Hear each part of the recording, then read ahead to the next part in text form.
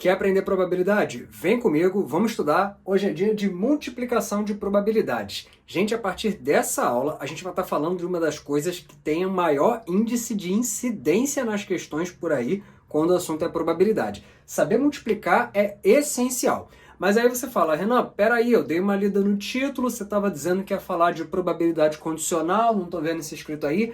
É porque eu vou falar assim, porque a probabilidade condicional é o que dá a base para a gente fazer isso aqui. Então vamos começar com um problema para você entender o que é probabilidade condicional. Questão na tela.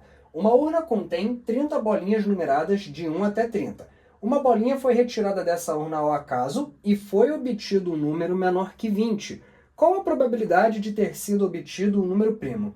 Gente, o que acontece nesse problema? Está acontecendo aqui uma coisa que você não tinha visto nos meus vídeos anteriores. Um experimento foi feito ali um sorteio, uma coisa aleatória, e a gente sabe algo, nós temos uma informação sobre o resultado do experimento. Repara, a urna tem bolinhas com números de 1 até 30, mas a gente sabe que foi obtido um número menor do que 20. Quais são os números que tem ali menores do que 20? 1, 2, 3, 4, até chegar no 19. Quando eu for calcular a minha probabilidade nesse problema, ao invés de colocar na parte de baixo, os chamados casos possíveis, ao invés de colocar 30, como eu já sei que foi obtido um número abaixo de 20, eu vou colocar 19. E isso muda as coisas. Inclusive, na hora de pensar nos casos favoráveis. Porque o que a gente está querendo aqui? Que tenha saído um número primo. Vamos lembrar aqui os números primos. Eles são infinitos, né, gente? Mas não precisa lembrar todos. Os números primos, até o 30, vamos lá. Já começa desfazendo o mito de que 1 é primo. 1 não é primo. O menor primo que existe é o 2, depois vem o 3, depois o 5, depois o 7... depois o 11, depois o 13, depois o 17, depois o 19, depois o 23, depois o 29 e assim por diante. Eu só vou parar aqui porque nessa urna as bolinhas só vão até 30, né? Depois o próximo número primo seria o 31, mas pra gente isso não interessa. Em princípio, a quantidade de casos favoráveis seria 1, 2, 3, 4, 5, 6, 7, 8, 9, 10 números. Porém, como a gente sabe que o experimento foi feito e saiu um número menor do que 20, eu não vou contar o 23 e o 29. Eu vou contar esses dois casos a menos. Então, montando aqui a minha probabilidade. Probabilidade de ter saído o número primo dessa urna. Eu tenho 1, 2, 3, 4, 5, 6, 7, 8 casos favoráveis. Em meio a quantos? Aí, repetindo o que eu falei, em princípio era 30, mas como eu sei que saiu um número menor que 20, eu tenho 1, 2, 3, 4, 5, 6, até chegar no 19. Então, 19. 8 19avos é a resposta desse problema. Isso é o que a gente chama de um problema de probabilidade condicional. É quando a gente tem uma informação a respeito do que aconteceu e isso diminui o espaço amostral. O espaço amostral, em princípio, é esse, mas a gente vai considerar algo menor dentro dele por já saber o que aconteceu. É só isso que trata probabilidade condicional. Não precisa mexer no conceito, continua sendo aquela coisa do casos favoráveis sobre casos possíveis, mas aí eu tenho que ver, devido à restrição, como fica menor os casos possíveis e também os favoráveis, né? Tive que excluir esses dois aqui. Se você quiser um pouco mais de formalidade, eu coloco aqui para você. Dá uma olhada nisso aqui. Finge que nesse esquema, esse grande conjunto é o espaço amostral e ali dentro tem dois eventos possíveis que podem acontecer. O que acontece? Se você for calcular a probabilidade de acontecer o evento A, dado que o evento B ocorreu, esse aqui é a simbologia da probabilidade condicional. PA barra B significa probabilidade de acontecer o evento A, dado que o evento B aconteceu. Esse evento B, na nossa questão que a gente acabou de fazer, era saiu um número menor que 20. Esse era o evento B. E o evento A, aquilo que a gente queria que acontecesse, os casos favoráveis, era sair um número primo. Como a gente não está mais com o espaço amostral original, a gente sabe que o evento B ocorreu, o conjunto B passa a ser o espaço amostral. Então ele é que vem na parte de baixo da probabilidade, número de elementos do B. Agora, os casos favoráveis têm que estar no conjunto A, só que dentro do conjunto B. Você tem que pegar o que tem em comum entre o A e o B, ou seja, a interseção. Número de elementos da interseção de A e B. Se você pegar essa fração aqui e dividir em cima e embaixo pelo número de elementos do espaço amostral original, o que você vai acabar tendo é uma probabilidade na parte de cima e uma probabilidade na parte de baixo. Probabilidade de A barra B de acontecer A dado que B aconteceu é a probabilidade da interseção dividido pela probabilidade do evento B. Você simpatizou com essa fórmula? Nem eu, gente. Eu vou deixá-la aqui, lógico, né? Não custa nada para mim ser um pouquinho formal, mas assim, francamente, eu não acho que você precise recorrer a ela para resolver um problema como o que eu acabei de resolver. É só você ver o que aconteceu com o espaço amostral e como isso mexe nos casos possíveis e nos casos favoráveis. Mas se você quiser, tá a fórmula aqui também. Agora, essa fórmula tem uma consequência incrível. É ela que vai permitir a gente multiplicar as probabilidades. Deixa eu zerar o quadro para você ver. Dá uma olhada nisso aqui, gente. Essa é a fórmula que eu coloquei no quadro anterior. Se a gente multiplicar cruzado, fica assim. Probabilidade da interseção é igual a probabilidade de B vezes a probabilidade de A, dado que B ocorreu. Ok, muito abstrato, cheio de letra, parece não dizer muita coisa. Mas isso aqui é bem poderoso. Isso aqui está dizendo o seguinte: se você quer a probabilidade de acontecer duas coisas ao mesmo tempo, porque isso é interseção, multiplica as probabilidades de acontecer cada uma delas, sendo que na hora do segundo fator, leve em consideração o que aconteceu antes. Eu sei que assim fica meio confuso, mas vamos ver se com a questão que eu vou resolver agora, isso fica um pouco mais lúcido. Questão na tela. Uma urna contém 20 bolinhas numeradas de 1 até 20. Duas bolinhas serão retiradas em sequência e ao acaso. Calcule a probabilidade de as duas bolinhas retiradas conterem números maiores que 10. Se ao ler um problema como esse, você pensa em análise combinatória, tá tudo bem. Porque a gente vai tirar, né, duas bolinhas da urna, números de 1 até 20. Você chegou a pensar em combinação para os casos possíveis? Porque realmente faz sentido. Pô, tem 20 bolinhas, eu quero selecionar duas delas, a ordem dos escolhidos não faz diferença. Então, para o cálculo dos casos possíveis, eu podia fazer uma combinação de 22 a 2. E para os casos favoráveis, né, que eu quero números maiores do que 10, eu podia fazer uma combinação de 10, 2 a 2. E tudo isso é verdade. Mas isso aqui é o artifício para a gente driblar a análise combinatória e fazer a conta de um jeito mais prático, mais rápido. Vamos pensar o seguinte, ó. Nesse experimento desse exercício, nosso espaço amostral são bolinhas numeradas de 1 até 20. Então a gente tem todos os números aqui, de 1 até 20, tá? Só dessa vez eu vou escrevê-los. Beleza? 9, 10, 11... Vamos lá, gente. Vou tentar dessa vez ser bem detalhista, ok? Deixa eu ver se ainda tem um espacinho aqui para mim. 7, 18, 19, 20. E vamos pensar o seguinte. Eu quero a probabilidade de escolher dois números aqui. Primeiro um, depois o outro. Né? Não pode repetir, porque as bolinhas estão sendo retiradas sem reposição, né? E ao acaso. Beleza? E aí eu vou usar isso aqui. A probabilidade de as duas bolinhas serem números maiores que 10 é o seguinte. Primeiro, qual é a probabilidade da primeira bolinha ser um número maior que 10? Tem 10 números maiores que 10 num total de 20. Então, 10 em 20. Se eu quero que aconteça ao mesmo tempo de ter um primeiro número maior que 10 e o segundo também, eu vou multiplicar isso pela probabilidade da segunda bolinha também ter um número maior que 10. Mas dado que já houve a primeira retirada, se já houve uma primeira retirada, ao invés de ter 10 números maiores do que 10, sobraram 9 em um total de 19, porque já houve uma retirada antes, entendeu? Essa multiplicação já resolve o nosso problema. Eu posso aqui cortar zeros e aí realmente não tem mais nada para cortar. Na parte de cima, 1 vezes 9, 9. Na parte de baixo, 2 vezes 19, 38. Resposta dessa perguntinha, 9/38.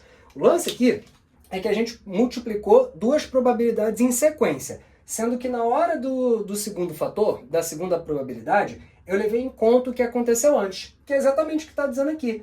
Multiplique pela probabilidade de acontecer aquele evento, dado que o primeiro já ocorreu anteriormente. E se fossem três coisas em sequência, continuaria fazendo desse modo. Se você botasse uma combinação em cima da outra, ia dar certo também. Só que eu acho que daria mais trabalho.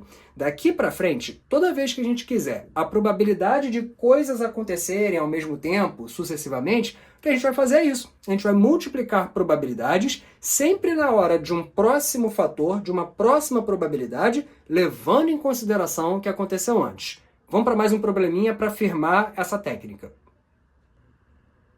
Dá uma olhada nesse aqui agora, gente. Voltando a trabalhar com questões de baralho. Duas cartas serão retiradas ao acaso, em sequência e sem reposição, de um baralho padrão. Qual a probabilidade de serem obtidas duas cartas de ouros? Imagem de um baralho padrão aí para você. Bom, aqui no quadro eu estou relembrando, né, bem resumidamente, do baralho padrão, padrão francês que o pessoal chama, né? 13 cartas de copas, coraçãozinho, 13 de ouros, que é o losango, 13 de paus, aquele que parece uma arvorezinha, e 13 de espadas, aquele desenho pontudo. A pergunta aqui é, eu quero ter a probabilidade de retirar ao acaso aqui, aleatoriamente, e as duas cartas serem de ouros. Vamos lá, gente. Probabilidade é igual a... Não precisa de análise combinatória, mas se quiser, pode usar. Mas olha como fica melhor se a gente multiplicar. Qual é a probabilidade da primeira carta sorteada ser de ouros? Bom, eu tenho 13 cartas em um total de 52. Na verdade, se você já quiser colocar simplificado, 1/4 das cartas é de cada naipe. Então, eu tenho 1/4 de chances de sair uma carta de ouros na primeira retirada. Agora, eu quero as chances de ter uma carta de ouros na segunda retirada, sabendo que uma carta de ouros já foi retirada na primeira. Se uma carta já foi subtraída, não tem mais um total de 52 cartas, tem um total de 51 cartas. E sobre as cartas de ouros, como uma já foi retirada antes, ao invés de 13, eu vou ter 12. E está aqui a minha conta para fazer. É ou não é mais prático do que usar análise combinatória? Aqui eu posso, inclusive, simplificar o 12 com 4. Se eu estou numa multiplicação, é como se todos estivessem na barra. Tem gente até que gosta de colocar assim, antes de simplificar, mas nem precisa, tá, gente? Já podia simplificar antes. Aqui eu tenho 12 dividido por 4 é igual a 3. E como 51 é divisível por 3, vou dividir em cima e embaixo por 3. 3 por 3 dá 1. E 51 dividido por 3 vai dar 17. Então tá aqui a nossa resposta. A probabilidade de você colocar ali suas mãos em um baralho totalmente embaralhado, né? Tem que ser um experimento aleatório, ao acaso, e sair duas cartas de ouros, você tem uma chance em 17 de isso acontecer. Perfeito? Vamos firmando a técnica mais e mais. Está aqui para você uma adaptação de uma questão do Enem. Vamos lá. Renano está cultivando duas mudas A e B de duas diferentes espécies de planta.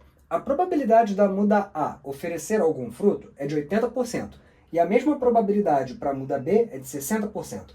Qual a probabilidade de ambas as mudas oferecerem frutos? Então tá, você quer frutos tanto do A quanto do B, essas são as probabilidades. O que acontece, gente? Se você quer a probabilidade de coisas acontecerem ao mesmo tempo, você multiplica, sempre levando em conta o que aconteceu antes. Se eu quero que a muda A dê fruto, a chance disso acontecer é 80%. Vou escrever 0,8. Se você quiser, pode escrever 80 sobre 100, mesma coisa. Na sequência, eu vou multiplicar pela chance da muda B dar fruto, que é 60%, vou escrever 0,6. Aí, de repente, a pessoa fala, peraí, Renan, você não foi um pouco apressado, não? Na hora de escrever o segundo fator, ou melhor, né, o segundo, o terceiro, os próximos, a gente não tem que levar em conta o que aconteceu antes? Sim, temos. Mas como a muda B é uma coisa e a muda A é outra, o que acontece com a muda A não interfere o que acontece com a muda B. Isso aqui é o que a gente chama de eventos independentes. O que acontece com um não interfere em nada no que acontece no próximo passo. Então é só multiplicar e está tudo certo.